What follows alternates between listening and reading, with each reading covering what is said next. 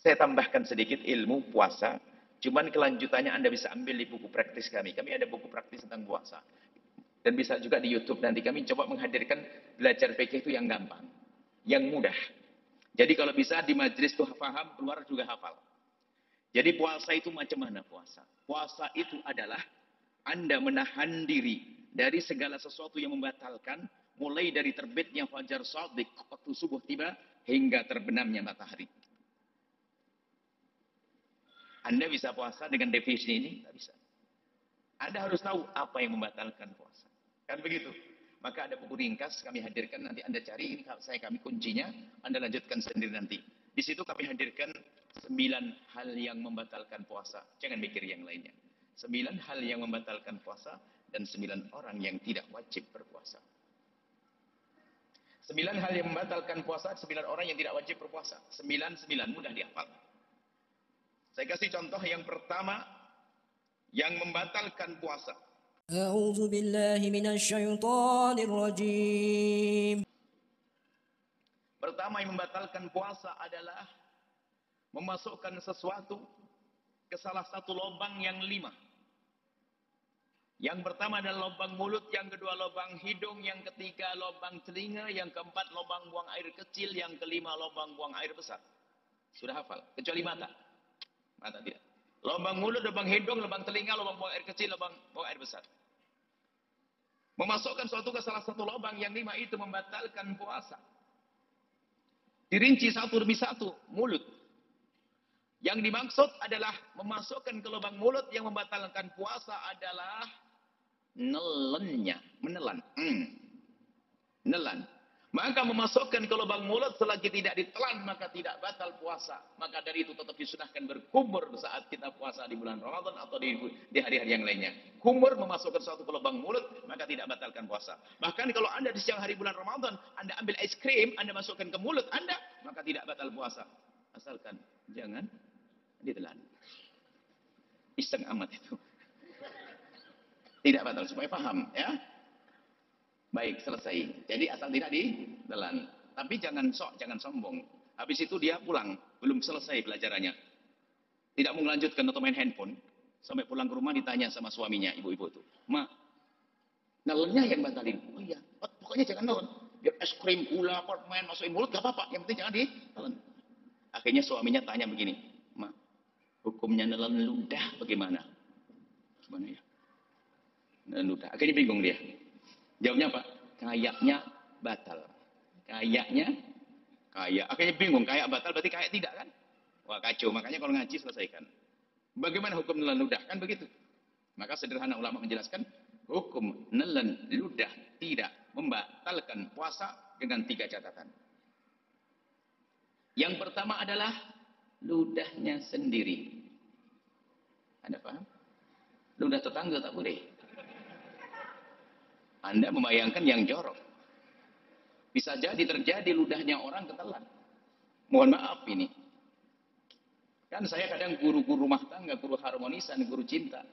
Mungkin suami istri lagi, mohon maaf, tertukar ludahnya, lagi senang, lagi mesraan, batal puasanya. Kalau saya nyontohkan yang indah, bukan seperti Anda tadi, ludah tetangga. Ngapain ludah tetangga diambil?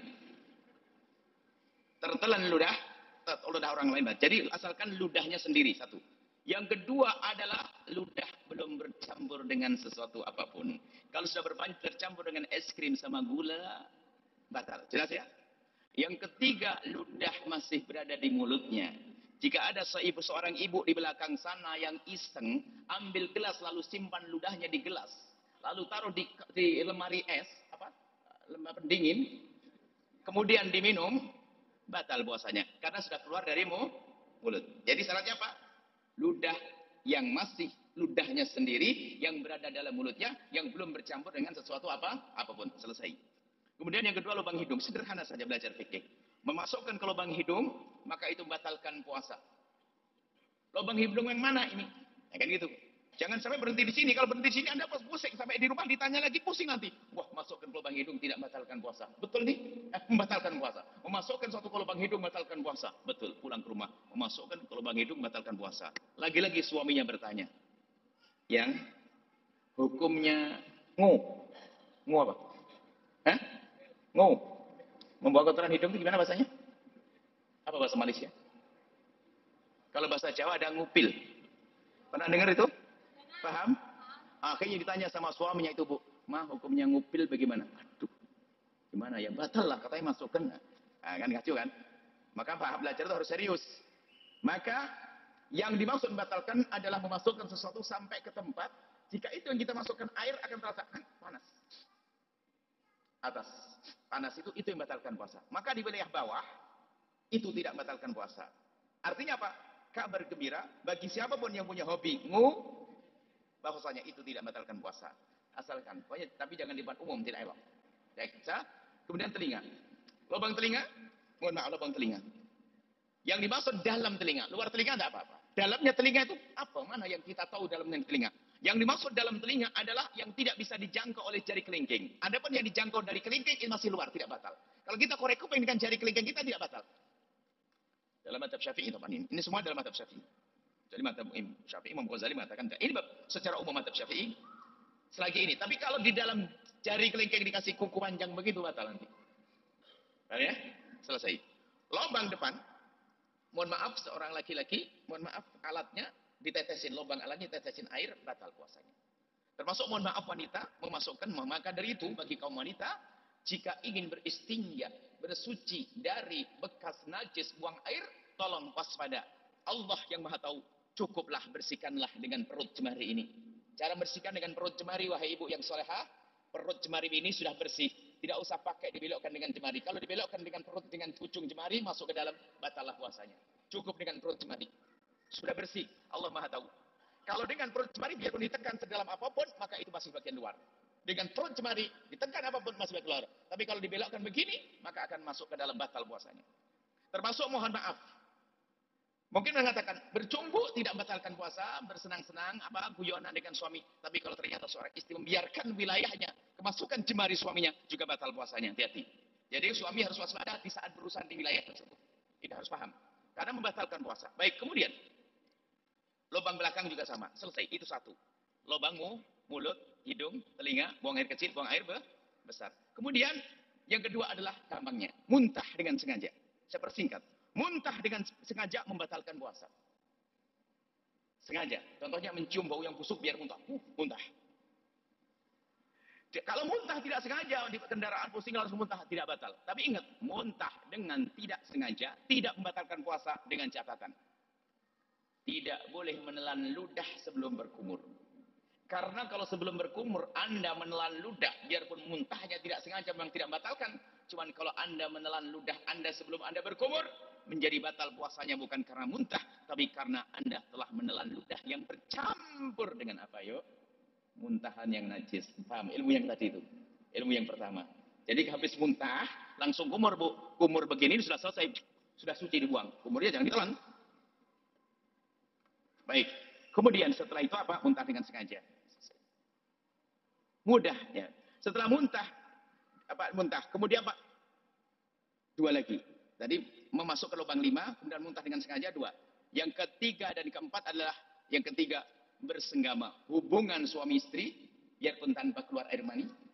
Atau yang kedua, yang keempat adalah mengeluarkan air mani dengan sengaja biarpun tanpa hubungan suami istri. Paham? Hubungan suami istri biarpun belum tuntas, belum keluar mani, maka itu batal puasanya. Atau keluar mani biarpun tanpa hubungan suami istri juga batal puasanya. Maka hati-hati waspada. Dan ini dosa besar. Membatalkan puasa tanpa udzur memang dosa besar, apalagi untuk menghubungkan suami istri. Udah satu lagi, gede lagi. Dapat 4 ya. Kemudian saya tambah 3. 2, 4. 3. Biar mudah dihafal. Yang 3 itu satu paket. Melahirkan, haid, nifas, melahirkan. Satu paket ya. Haid, nifas, melahirkan. Satu paket, biar gampang hafalannya. Maksudnya dari majelis langsung hafal. Ibu-ibu yang hamil tua, saking hebatnya tetap puasa. Menjelang maghrib setengah jam, bayi lahir. Batal puasanya ibu. Puasanya batal, tapi tetap dapat pahala. Atau ibu-ibu yang Masya Allah lagi puasa, maghrib kurang 2 menit. Kurang 2 menit, maghrib tiba. Kurang 2 menit, maghrib. Datang haid. Batal puasanya. Karena haid membatalkan puasa. Dan nifas juga begitu. Jadi, melahirkan, haid, dan nifas. Selesai. Berapa? Dapat tuh? 7. Sekarang 8. 8 hilang akal. Hilang akal. Apa yang dimaksud hilang akal? Hilang akal ada 3 macam. Ini gambaran. Saya baca lagi, Anda di video. Anda mengulang lagi boleh nanti. Yang penting saya ajari, saya pengen bahasanya belajar itu paham dan selesai. Hilang akal ada 3 macam. Yang pertama adalah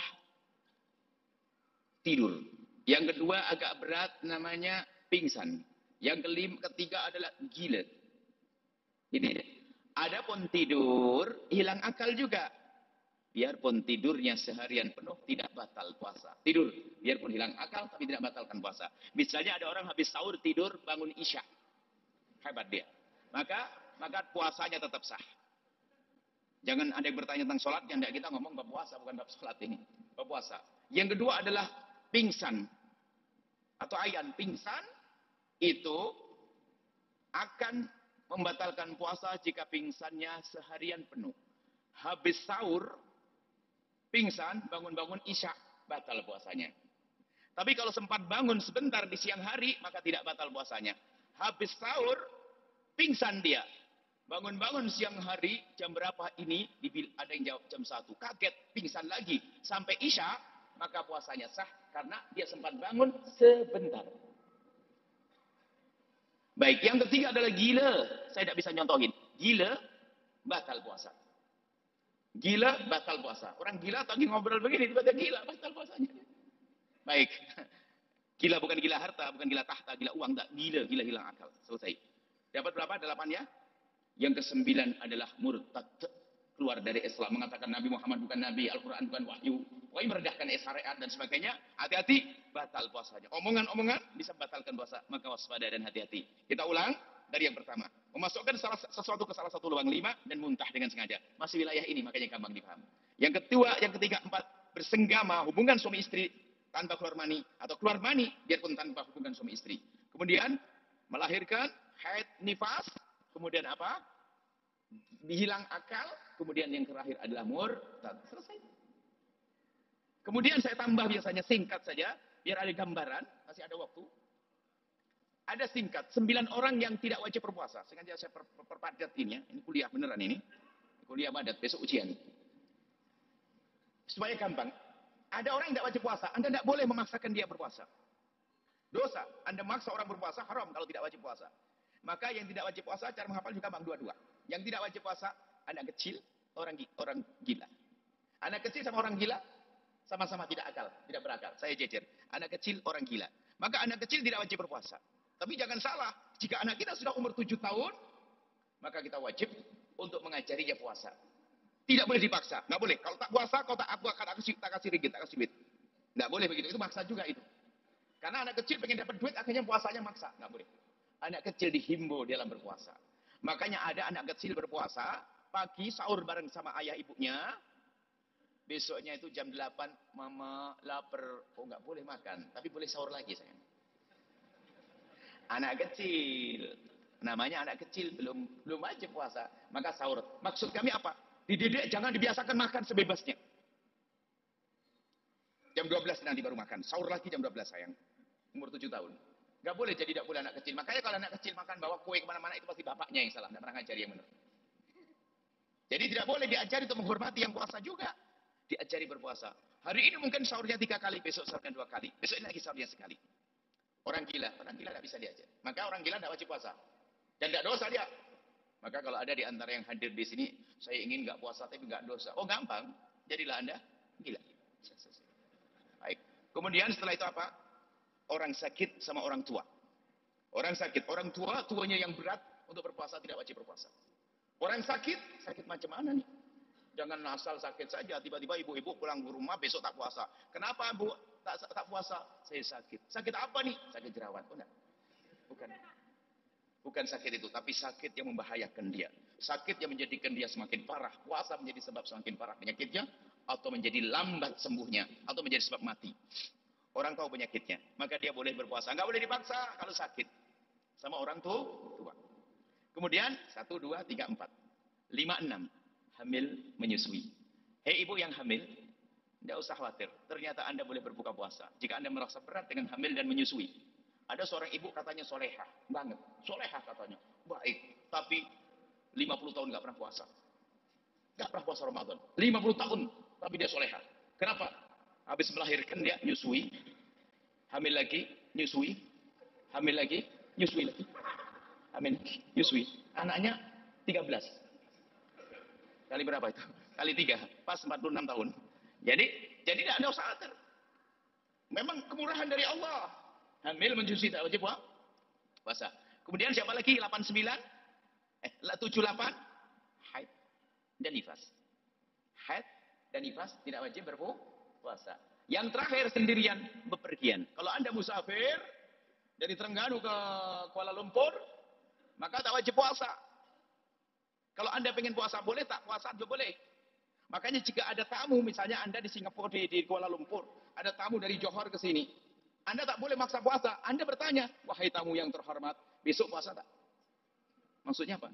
Jika puasa nanti bangun sahur. Kalau tidak, besok pagi saya buatkan sarapan pagi. Gitu dong. Karena tak wajib puasa dia, jangan dipaksa. Tamu harus puasa. Loh, musafir dia.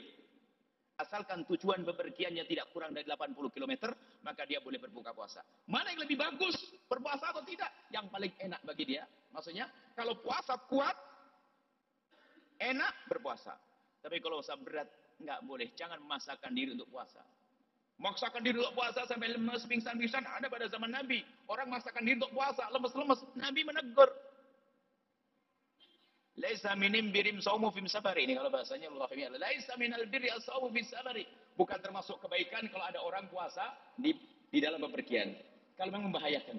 Dia disebut dalam istilah nahwu bahasa himyariyah. Jadi alif lam diganti alif mim. Laisa minim birim saumu fim sabari. Baik. Selesai bepergian. Selesai. Coba saya ulang biar Anda hafal, tinggal nanti renungi. Anak kecil, orang gila. Orang sakit, orang tua. Mirip-mirip saya jejer. Orang sakit ya orang tua.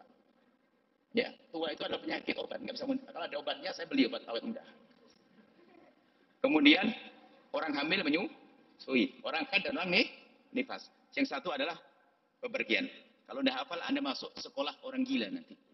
Sekolah orang yang lambat berpikir. Selesai 9. Kemudian dari 9 itu dalam buku kami akan saya jejer. Anak kecil orang gila. Sama. Kodok atau tidak kodok? Kodok atau fidyah? Anak kecil tidak kodok, tidak fidyah. Orang gila tidak kodok, tidak fidyah. Kecuali gilanya gila yang disengaja. Gila sengaja gimana sih? Tidak tahu dia minum obat biar gila tadi. Orang sakit wajib kodok atau fidyah. Dilihat. Kalau orang sakit ada harapan sembuh dan sembuh, dia wajib kodok. Tapi orang sakit tak harapan sembuh, fidyah.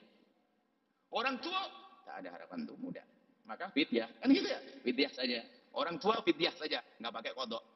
Kodoknya kapan? Nanti kakek kalau sudah muda lagi. Baik. Setelah itu apa? Orang haid kodok, tak pakai fidyah. Nifas kodok, nggak pakai fidyah. Setelah itu apa?